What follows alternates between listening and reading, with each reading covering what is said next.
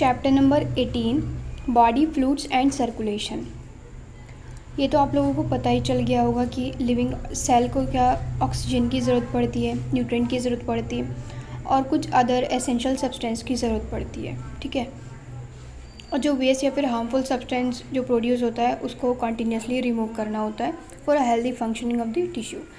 इसी वजह से ये ज़रूरी है कि कोई एक ऐसा इफ़िशिएंट मैकेनिज़्म प्रेजेंट हो जिससे सब्सटेंस का मूवमेंट क्या हो सके, सेल के अंदर हो सके, मतलब सेल के अंदर जा सके सब्सटेंस और सेल से बाहर आ सके। तो कोई ऐसा इफ़िशिएंट मैकेनिज़्म प्रेजेंट होना चाहिए। अलग अलग एनिमल्स के ग्रुप में डिफरेंट ग्रुप्स ऑफ एनिमल ने क्या कर लिया है, डिफरेंट मेथड्स में को इवॉल्व किया गया है इस ट्रांसपोर्ट के लिए। सिंपल ऑर्गेनिज्म की बात करें, स्पॉन्ज और सीलेंट्रेट तो वाटर को सर्कुलेट करते हैं थ्रू द बॉडी कैविटीज़, जिससे सेल क्या कर सकते हैं, एक्सचेंज कर सकते हैं इन सब्सटेंस को। और more complex organism special fluid का इस्तेमाल करते हैं बॉडी के अंदर जिससे मटेरियल का ट्रांसपोर्ट हो सके। Blood most commonly use body fluid है ज़्यादातर हायर ऑर्गेनिज्म के थ्रू इंक्लूडिंग ह्यूमंस इस पर for the transport. Another body fluid जो लिम्फ है वो भी क्या करता है, कुछ सब्सटेंस के ट्रांसपोर्ट में मदद करता है। इस चैप्टर में आप कंपोजिशन और प्रॉपर्टीज़ पढ़ेंगे ब्लड की, लिम्फ टिश्यू फ्लूइड और मैकेनिज़्म किस तरीके से ब्लड का सर्कुलेशन होता है, यही यहाँ पर एक्सप्लेन होगा। तो सबसे पहले बात करते हैं ब्लड की। ब्लड क्या है, स्पेशल कनेक्टिव टिश्यू है जिसके अंदर क्या होता है, फ्लूइड मैट्रिक्स प्रेजेंट होता है, प्लाज्मा होता है और फॉर्म्ड एलिमेंट्स होते हैं। क्या क्या होता है, fluid matrix, plasma and formed elements. Plasma की बात करें तो प्लाज्मा स्ट्रॉ कलर्ड और विस्कस फ्लूइड होता है जो लगभग ब्लड का 55% कॉन्स्टिट्यूट करता है। ठीक है, और रिमेनिंग 45% ब्लड का क्या करेगा, फॉर्म्ड एलिमेंट कॉन्स्टिट्यूट कर देगा। बात कर रहे हैं हम यहाँ पर प्लाज्मा की, तो प्लाज्मा कितना कॉन्स्टिट्यूट कर रहा है ब्लड का, तो ये है 55%। अगर बात करें प्लाज्मा की कंपोजिशन की, तो प्लाज्मा के अंदर 90 to 92% वाटर प्रेजेंट होता है और प्रोटीन कंट्रीब्यूट करता है 6 to 8%। इसके अंदर जो मेजर प्रोटीन प्रेजेंट होते हैं वो होते हैं फिब्रिनोजन, ग्लोब्यूलिन, एल्ब्यूमिन। ये क्या है, मेजर प्रोटीन है, फिब्रिनोजन, ग्लोब्यूलिन एंड एल्ब्यूमिन। फिर फिब्रिनोजन जो है क्लॉटिंग और ब्लड की कोएगुलेशन के लिए ज़रूरत पड़ती है फिब्रिनोजन की। ठीक है, ग्लोब्यूलिन जो है वो डिफेंस मैकेनिज़्म के लिए इन्वॉल्व है, डिफेंस मैकेनिज़्म में इन्वॉल्व है बॉडी के। और एल्ब्यूमिन क्या है, ओस्मोटिक बैलेंस में मदद करता है। ठीक है, प्लाज्मा के अंदर कुछ अमाउंट में मिनरल प्रेजेंट होते हैं जैसे sodium, calcium, magnesium, bicarbonate, chloride, ion. Glucose, amino acid, lipids भी क्या करते हैं, प्लाज्मा के अंदर प्रेजेंट होता है, जैसे कि ये बॉडी में हमेशा ट्रांजिट करते हैं, हमेशा प्रेजेंट होते हैं। जो क्लॉटिंग के लिए या फिर कोएगुलेशन के लिए ब्लड के फैक्टर रिस्पॉन्सिबल है वो प्लाज्मा के अंदर भी प्रेजेंट रहते हैं इन एन इनएक्टिव फॉर्म। किस फॉर्म में, इनएक्टिव फॉर्म में। और plasma without clotting factor is called serum. What is serum, जब प्लाज्मा में से क्लॉटिंग फैक्टर को अब्सेंट कर दिया जाता है, अगर क्लॉटिंग फैक्टर प्रेजेंट नहीं है प्लाज्मा के अंदर तो उस केस में क्या कहा जाएगा, plasma without clotting factor, serum. ठीक है, तो इस तरीके से हमने पढ़ा कि मेजर प्रोटीन क्या क्या थे, फिब्रिनोजन, ग्लोब्यूलिन एंड एल्ब्यूमिन। फिर उसके बाद फिब्रिनोजन का वर्क था कोएगुलेशन में या फिर क्लॉटिंग में, और ग्लोब्यूलिन का वर्क था डिफेंस मैकेनिज्म में, एल्ब्यूमिन ओस्मोटिक बैलेंस में।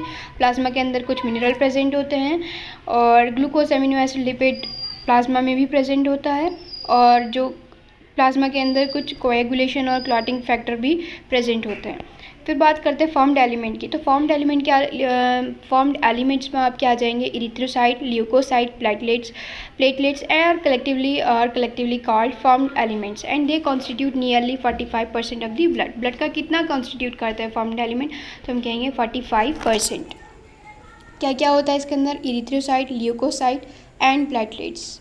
कलेक्टिवली वो क्या कहा जाता है, फॉर्म्ड एलिमेंट, और कॉन्स्टिट्यूट करते हैं 45%। इरिथ्रोसाइट जो कि रेड ब्लड सेल है, मोस्ट अबंडेंट है, मोस्ट अबंडेंट सेल है ब्लड में। ठीक है, हेल्दी एडल्ट मैन की बात करें तो लगभग 5 मिलियन to 5.5 मिलियन RBC पर मिलीमीटर क्यूब प्रेजेंट होता है। ठीक है, पर मिलीमीटर क्यूब प्रेजेंट होता है। RBC जो है रेड बोन मैरो में बनता है एडल्ट में। RBC के अंदर न्यूक्लियस प्रेजेंट नहीं होता है ज़्यादातर मैमल्स के अंदर। ज़्यादातर मैमल्स के अंदर आरबीसी के अंदर न्यूक्लियस नहीं होता है, और शेप की बात करें तो बाइकॉनकेव में होता है। ये रेड कलर का आयरन कंटेनिंग कॉम्प्लेक्स प्रोटीन, ये आरबीसी के अंदर red colour iron containing pigment complex protein present होता है। पिगमेंट नहीं है, कॉम्प्लेक्स प्रोटीन है। उसको क्या कहते हैं? हीमोग्लोबिन।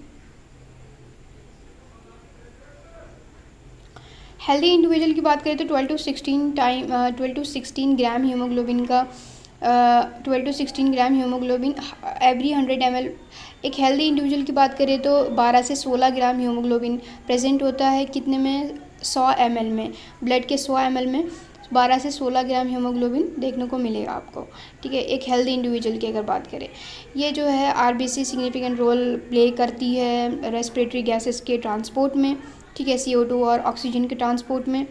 आरबीसी की एवरेज लाइफ स्पैन 120 डेज़ होती है, जिसके बाद ये स्प्लीन के अंदर क्या हो जाती है? डिस्ट्रॉयड हो जाती है। किसके अंदर? स्प्लीन के अंदर। और स्प्लीन को क्या कहा जाता है? ग्रेवयार्ड ऑफ आरबीसीज, ठीक है।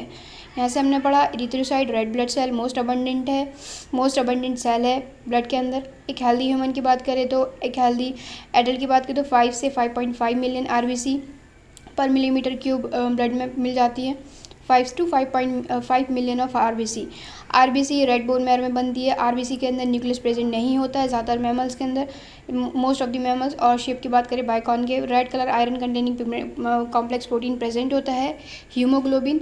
और एवरेज लाइफ स्पैन कितनी होती है? 120 डेज़। और एक हेल्दी इंडिविजुअल की बात करें तो कितना होता है? 12 से 16 ग्राम हीमोग्लोबिन 100 ml ब्लड के अंदर प्रेजेंट होता है। फिर बात करते हैं ल्यूकोसाइट की, जिसे वाइट ब्लड सेल कहते हैं। जैसे कि कलरलेस होता है क्योंकि इसके अंदर हीमोग्लोबिन प्रेजेंट नहीं होता है। ये न्यूक्लिएट होता है, न्यूक्लियस प्रेजेंट होता है और रिलेटिवली लेसर कम नंबर में होता है, जिसकी एवरेज बात करें तो 6000 to 8000 पर मिलीमीटर क्यूब ब्लड में प्रेजेंट होता है। न्यूक्लिएट होता है 6000 to 8000 पर मिलीमीटर क्यूब ब्लड में प्रेजेंट होता है। कि कौन? ल्यूकोसाइट, ठीक है। ल्यूकोसाइट जनरली शॉर्टली होता है। और दो मेन कैटेगरीज डब्ल्यूबीसी की जो कि ग्रेन्युलोसाइट होती है और ए ग्रेन्युलोसाइट होती है, ठीक है। Neutrophil, eosinophil and basophil are different types of granulocyte. कौन कौन? NEB से याद कर सकते हैं आप। NEB क्या होता है? Different types of granulocyte. Leukocyte दो मेन कैटेगरी के डब्ल्यूबीसी प्रेजेंट होते हैं, जो कि ए ग्रेन्युलोसाइट होता है जो विदाउट ग्रेन्यूल्स होता है, और ग्रेन्युलोसाइट जिसमें ग्रेन्यूल्स प्रेजेंट होता है। तो NEB क्या है आपका?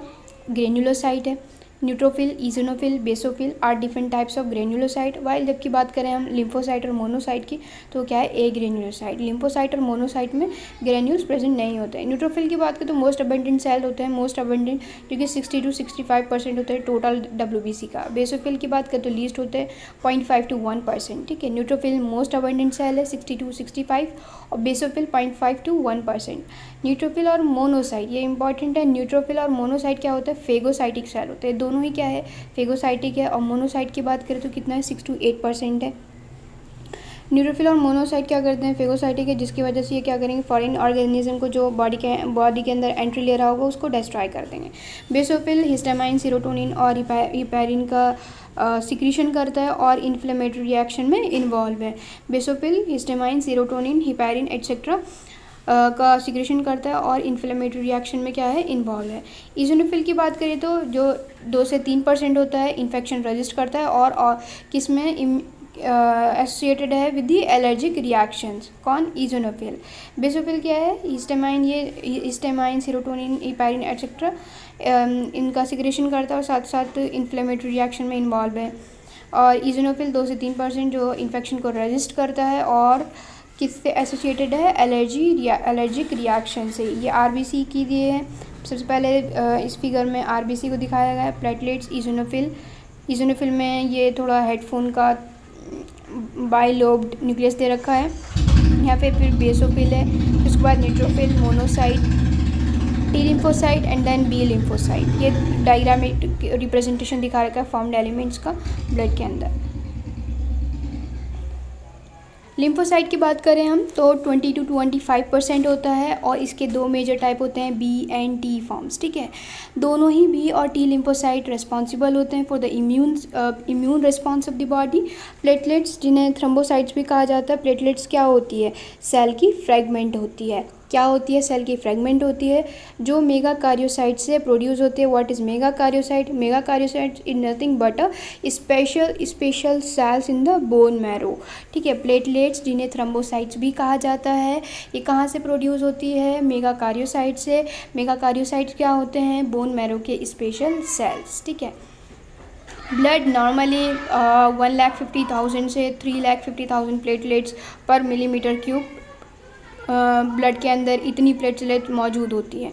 प्लेटलेट्स काफ़ी तरीके के सब्सटेंस का रिलीज़ कर सकती हैं जो कि ज़्यादातर कोएगुलेशन और क्लॉटिंग, ब्लड के क्लॉटिंग में इन्वॉल्व होते हैं। ठीक है, अगर इनमें इनके क्लॉटिंग इसमें प्लेटलेट्स में अगर रिडक्शन हो जाता है जिसकी वजह से क्या होगा, क्लॉटिंग डिसऑर्डर हो जाएगी और जिसकी वजह से बॉडी से बहुत ज़्यादा ब्लड का एक्सेसिव लॉस हो जाएगा। ठीक है, इस तरीके से यहाँ पर वीडियो एंड करते हैं और मिलते हैं फिर नेक्स्ट वीडियो में।